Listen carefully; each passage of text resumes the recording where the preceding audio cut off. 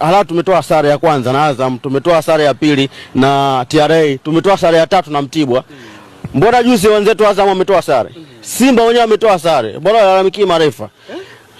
Ili na kikosi chako timu mbovu, kubali timu yangu mbovu msimu si ya ushindani. Ili viongozi wajipange msimu ujao wasajili wachezaji, sio kusajili wachezaji wa kubahatisha. Vile wakina Ali kama unavyolalamika wakisema kwamba kuna vita kubwa msimu huu wanaiona, maana marefa mara hivi, unataka kusema kwamba wanakosea au wanaficha maovu wa Yanga kusingizia marefa?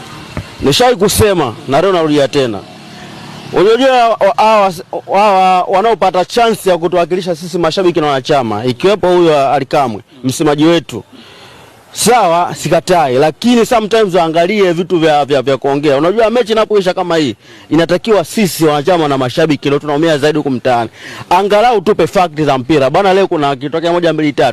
Lakini moja kwa moja unaenda kutuhumu refa, unaenda kutuhumu sio kuna kitu kipo ambacho sisi tuna window sio na nani, inakuaje? Hebu fikiria, wewe timu tumecheza misulu. Baada kukaa wewe unapata nafasi ya kuongea tena wachezaji. Ongea, mbona mjitumi? Makosa kila siku yale yanajirudia. Unaposti katika peji zako official unasema hapa kuna kitu nakiona. Msimu tunaandamwa sana, sisi tuna vita sana. Kwa maana unatuaminisha sisi vijana wa Yanga wote wanaposti kwamba msimu huu kuna vita. Na wote wanaoposti